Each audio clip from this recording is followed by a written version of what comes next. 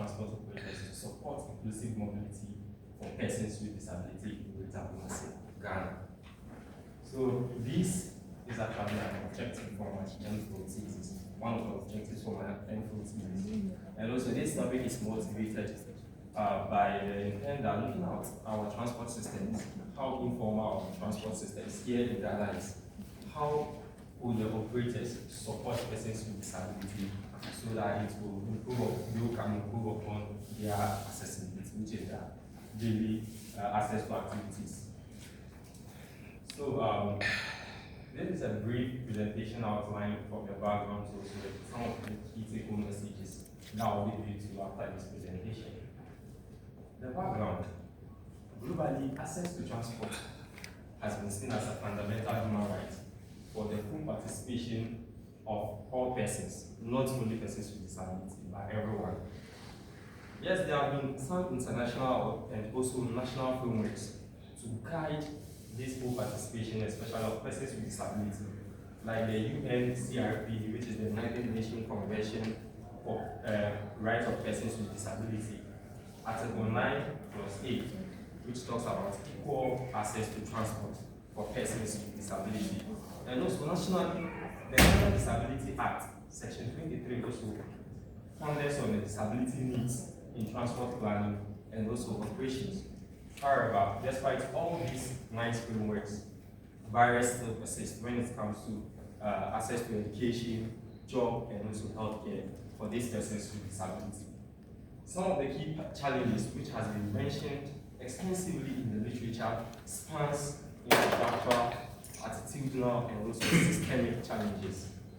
Now, in cities in sub-Saharan Africa, which Greater Kumasi, my study area, is also part, public transport operators shape accessibility in practice, which is if you look at our informal systems, when you want to travel at the terminals or by the roadside, these persons, which is the public transport operators, which are made up of the drivers, the conductors, the maids, the station masters or patrons, and also the GPRT reps at these terminals, shape accessibility in practice. So this makes their willingness and capacity very important to advancing inclusive mobility for these persons with disabilities. So the problem, as I said earlier on, there are strong disability frameworks which exist, but implementation has proven to be very, very weak. So PWD still experience inconsistent access within informal transport systems in Kumasi. And this works by Danso and also Ansar and their colleagues have pondered on these barriers. Operators' behavior and willingness to support PWDs is also understudied. And also, weak enforcement means accessibility often depends on personal discretion. So here, when there is weak enforcement of the laws, that means that when there is a person with disability at the terminal, it is based on the transport operator's own discretion as at that particular time to give the person the kind of help he or she needs. So why does this matter? Operators actually are the first point of contact in our daily travel, as I mentioned earlier on, if you know our system very, very well. And also their action does not only shape safety, but also dignity and also independent travel, especially when it comes to these people. So understanding their views, their willingness, and also readiness is very important to turn policy actually into practice. So why operators? As I said earlier, operators often influence access more directly than formal policies, especially if you know our system very well. You will know this is actually true. In informal settings, at the point of service, so when it comes to boarding, decision, sometimes seating arrangements, communication and guidance, assistance during even alighting and also boarding the vehicle. So the study aims at objective. The main aim of this study was to explore the willingness of informal transport operators to support inclusive mobility in Kumasi. And this is supported by 3 objectives, which is 1, to assess operators' awareness of PWD's mobility needs. Secondly, to examine operators' willingness to adopt inclusive practice and also co-create solutions for these persons, these vulnerable persons. And the last but not the least, to assess the use of these operators on assistive technologies and also barriers of adoption. So this slide here shows my study context, which is my study context and also the methods that was used in this thing. The study area here, I don't know the picture is not clear, so you might not see, is the Tech Junction terminal. So the Tech Junction terminal is one of the largest terminals when it comes to intra-urban travels using power transit modes like trotro, shared taxis, and also tricycles. And this Tech Junction is located within the Oforoko municipality, where our great university is located. So this Oforoko municipality, also is one of the 7 metropolitan assemblies that form the greater Kumasi area. So some of the key instruments that we use is the semi-structured interview guide, and also we sampled only 37 transport operators conveniently, which consists of drivers, station masters or patrons, GPRTU reps, and also we did some safety statistics and also supported it with quantitative responses from these transport operators. Actually, although we seek the consent of participants before having the interview with them, we also had ethical clearance from the Committee on Human Research and Publication Ethics at the School of Medical Sciences here at KM University. So the results, transport operators background information. So the transport operators, 76% of the transport operators were drivers, station masters were 70%, station masters of petrol were 19%, and also GPRT representative at these sub-terminals at the Tech Junction terminal was 5%, with 54% of them, which is the cumulative transport operators, having been to more than 20 years of work experience.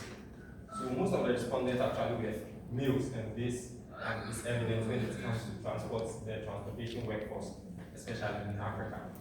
76% of the respondents that were drivers had 61% of them operating minibuses, which is structural. 21 had were operators of shared taxis or taxi, and 18% trailers, which we popularly call here as pragia. Education was fairly widespread among these operators, with 60% of them having some form of secondary education. Also, 39% owned their vehicles, were owners of their vehicles, whilst while some of them worked under hybrid or work and pay arrangements. So the first objective, openness and awareness operators awareness and also current practices. So here we're trying to look at, okay, are you aware of some of the problems that these persons with disability face when they come to your terminal? And 92% of them, majority of them, said yes, they were aware. But unfortunately, none of them has received any disability-related training. So most of the assistance that we give is mostly hard work. It's mostly adult. So you come there, they're telling the person is doing, then they give you that assistance, which ranges from helping when boarding, reserving front seats for this person sometimes, and also skipping queues for them. That's when the person is actually in a very good mood. So, as I said, support is informal and guided by personal judgment rather than policy at these terminals. And this aligns with evidence that awareness exists, but training and formal systems remain lacking, according to these studies by Blue and Luke and also Adami et al. And this was supported by some direct responses from these operators, some of these operators. And as one station master said, sometimes people with speech impairments come here unassisted. They usually can't communicate to the drivers and their needs. So I have to come in to assist this person, because they feel like when they come in, they can do the work for them. And also the driver said, I help them take the front seat, then put their wheelchair in the route for them. The next one was their willingness to build capacity and also their openness to co-create solutions. Majority of them said yes, they are willing to attend disability awareness training. And none of them opposed this. Open and positive engagement pushed up. 86% also agreed to co-create solutions with this person with disability. With also majority of them were very reluctant, were very open to receiving feedback from this person with disability groups to improve upon their service delivery. And this also aligns with some of the studies, especially the one by Mugaji and Ijuni, which calls for participatory user-centered transport design. And also, this was supported by some responses from these operators. One of them was the GPRT rep, who said that we do not have any specified laws. That's not the kind of help we provide, but we try our best. For me personally, that's a driver. I have to inform the station master that there is someone with an impairment here, so we could provide necessary assistance to this person. And the station master also said, we are open to suggestions from PWDs to improve their usage of public transport. So yes, when it comes to assistive technology, which will help these persons with disability, at least try and navigate these informal transport systems independently, most of them also support this mandatory implementation of this assistive technology, but this was actually backed with some problems, with some challenges. Like some of them said, a driver said these cars are small, to put such things inside will be difficult. What are such things? So these such things are some of these assistive technologies that will help the persons with disabilities. Something like a very portable ramp for them to be able to go on into the vehicle with their wheelchairs. So others said, if there is fund available in government help, they can add to this. We can add some things for them to actually improve their accessibility. So then, what are some of the recommendations and policy practices? We say formalized inclusive practices. So we've seen that they give some help, but this help are mostly ad hoc and informal. So why don't we formalize these practices at terminals? So example like terminal bylaws to formalize this informal assistance that we build operator capacity. Don't only provide disability training, but also make sure that when designing or planning for them, you include them in whatever that you are going to do. And also local assemblies and unions' involvement for sustained change. Here in Ghana, actually, when it comes to the municipality level, local assemblies have power when it comes to this operation of these informal transport systems. So why not include this local assembly union for a sustained change? And also incentivize for basic accessibility and upgrade. Encourage drivers to adopt simple accessibility improvements such as marked priority seats. You enter this car is actually for a person with disability, unless maybe there is no person with disability at that station as at that particular moment. Also, portable ramps or trained assistants. So these are some of the key take-home messages that I want to hit on. One, which is policy intent not yet translating into practices. So thank you very much. And as I conclude my presentation, I leave you with one quote from inspired by Karl Martins, who is a transport scholar. He says, the transport good, defined as accessibility, should be distributed in so-called separate sphere that is independent from the way in which other goods are distributed. It demands its own justice system. So I say, the government, when it comes to policy, cannot give any disability household a car. No, it wouldn't be possible. So why wouldn't we use this in our informal systems to create change for us?